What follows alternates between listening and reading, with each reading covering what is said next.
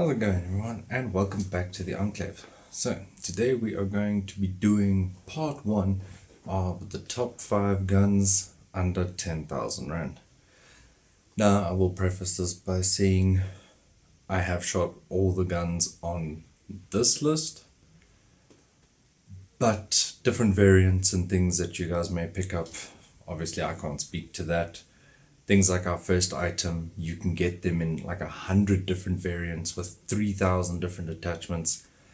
So obviously I can't speak to all that, I can only speak to the base firearms. And yeah, I will mention if that is different. So yeah, I guess without any more rambling, let's get into the top 5 guns under 10,000 part 1.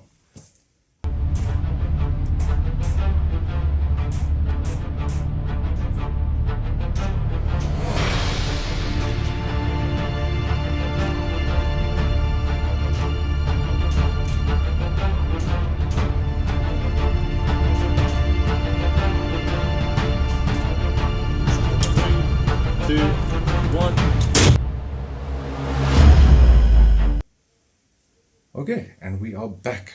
So, number 1, or I should say number 5, I guess. These aren't really in an order, but yeah, number 5 would be the Ruger 1022. These things are obviously 22 caliber, 22 long rifle, and come in, like I said, probably 50 different variants, different length barrels, different attachments, different stock styles, different rail styles. You can get them in wood, you can get them in like AR style, and obviously the price there is going to vary, the reliability and things are going to vary, but your stock standard 1022 that's up on the screen here, I have shot and had great fun with. I feel like everyone can have fun with 22s. Whether you're a veteran shooter, whether you're a new shooter, whether you're training, whether you're learning, whatever, I feel like it's a great first rifle to have, and definitely for kids and things like that. This is, well, okay, not this, but I started on the CZ475, I think it was, or something like that. I think, something like that. Also in 22, but that was like way back in the day.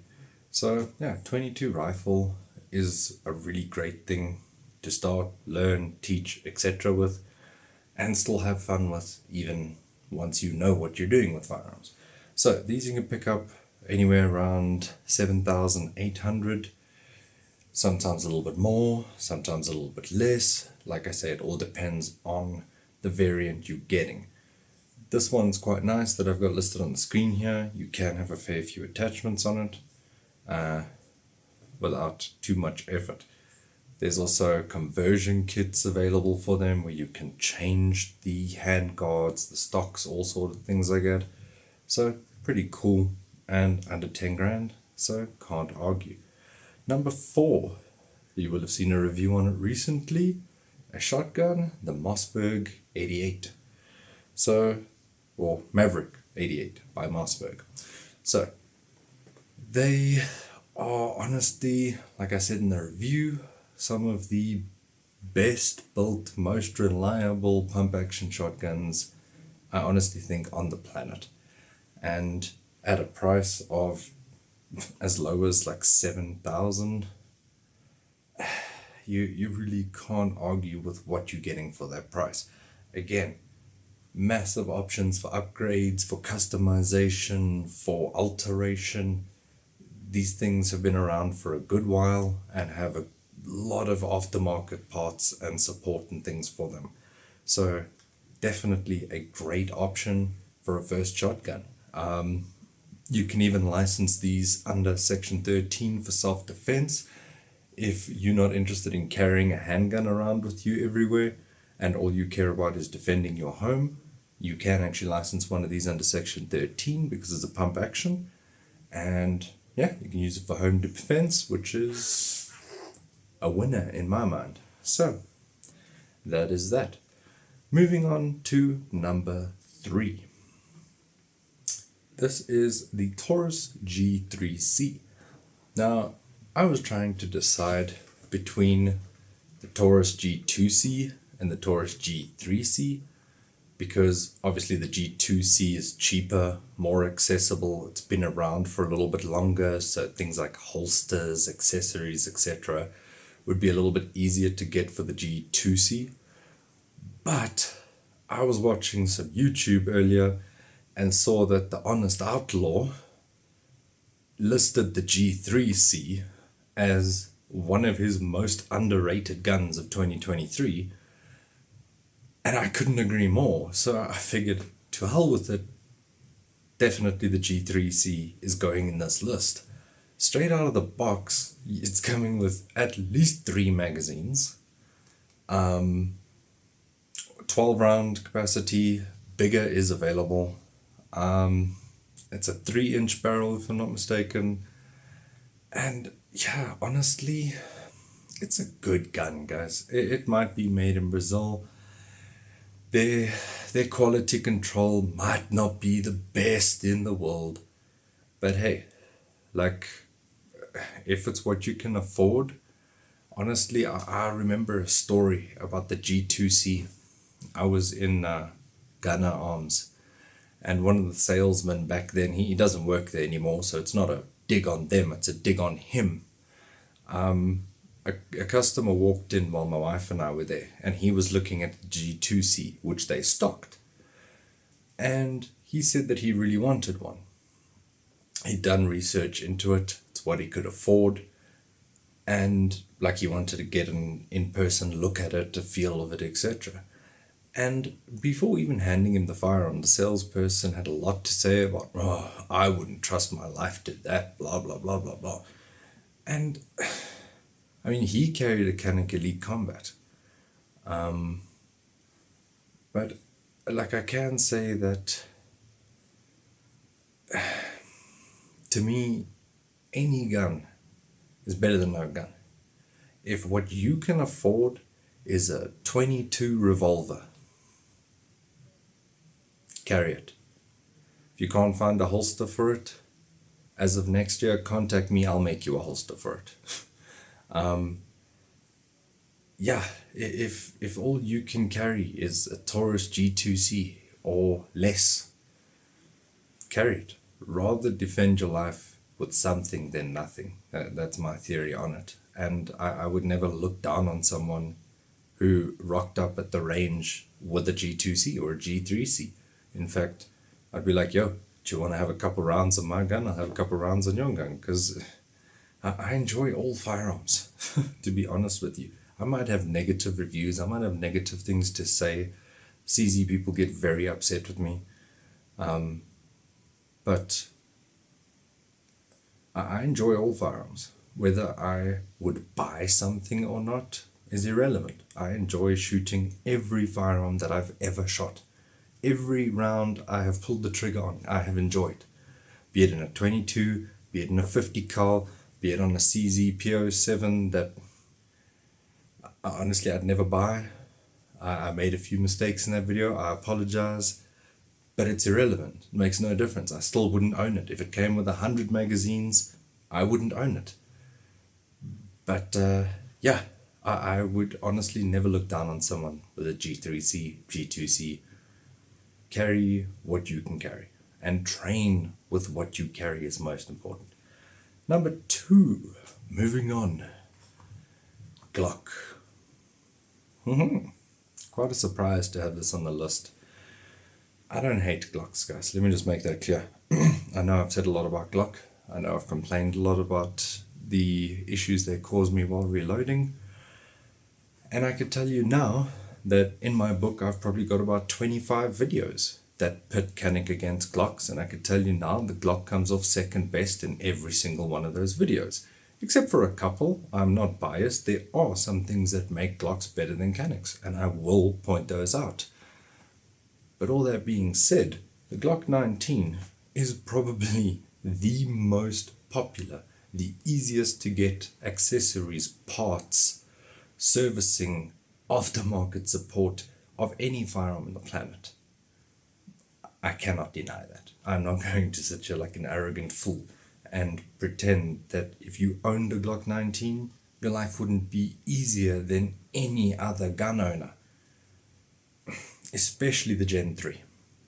Because by now there are holsters for it everywhere. Every holster manufacturer has molds for it. Accessories pretty much are standard for that, and then they make them for everything else. Magazines all work with them. Like replacement parts you can find for a dime a dozen. Honestly, all my hate aside, all my problems aside, for less than 10 grand, you really cannot go wrong with a Glock 19 Gen 3. That's just a fact of the matter. You can get aftermarket barrels for them. Obviously, you'd have to license that here in South Africa, but you can get aftermarket threaded barrels for them. You can get optics cuts done at gunsmiths for not that crazy level of money. You do, however, in that case, need to know what optic you're using and never use a different optic. So that's the one downside to that. But yeah, honestly, guys, like with all the hate out the way, it really is a good gun. It's just not my choice. It's just not what I would choose. But it really is, for less than 10 grand, one of the best options that you can find. Moving on to number 1. I'm going to be biased, so enjoy. The Canik TP9 SF Elite. Tungsten in particular, because I love the look of this. I think they make one with an optics cut. I'd probably buy that just because I like the look of it. But then you're getting up into the price of much better Caniks. So for less than 10, I would say this is the best Canik that you can buy. There are some other options that are a bit cheaper. I'm not really a huge fan of the DA and whatnot. As far as parts, magazines, holsters, things like that, the Glock does win.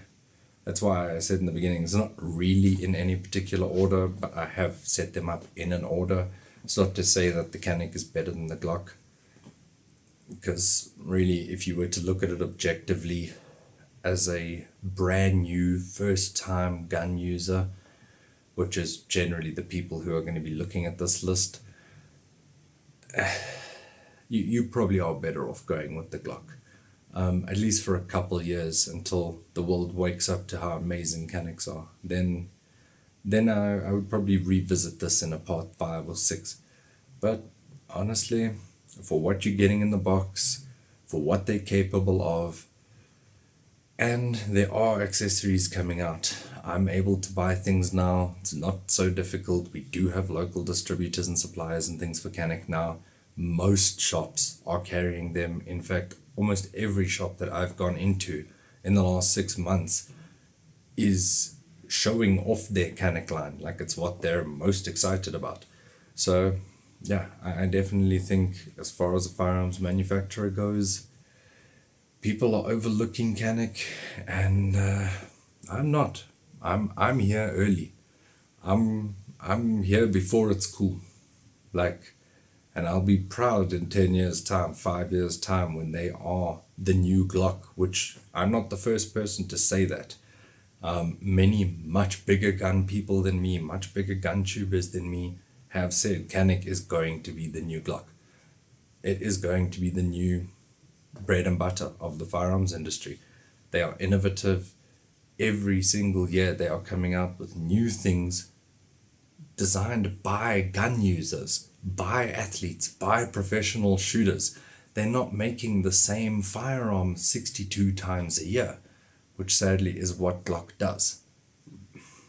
Hate me, it's fine. Leave the comments down below. I've just watched about 3 or 4 hours of reviews on the Glock 49, or whatever that new one is. I think it's the 49.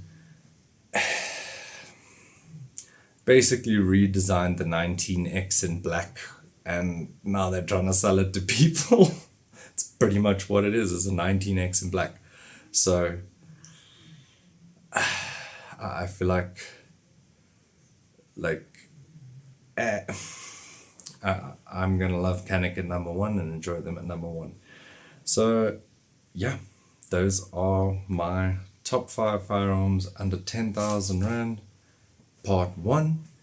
If you have any more suggestions or you'd like to argue with my list or debate me about my opinions on CZ or Glock, please do down below. I love the engagement. It absolutely helps the channel grow. Yeah, I love all firearms, guys. Remember that. I might talk crap. I will talk crap about Canik too. I talk crap about Lee. I own one. I'll show you all the crap. Don't hate me because I point out the little bit of crap about your gun, because I'll point out the crap about my gun too. And it's only fair if everyone gets poked, you know. So yeah, equal opportunities offender up in here. Anyways, I hope you guys all enjoy your firearms as I enjoy mine. And as always, if you've enjoyed the video, please check out another video here on the end. And as always, peace out.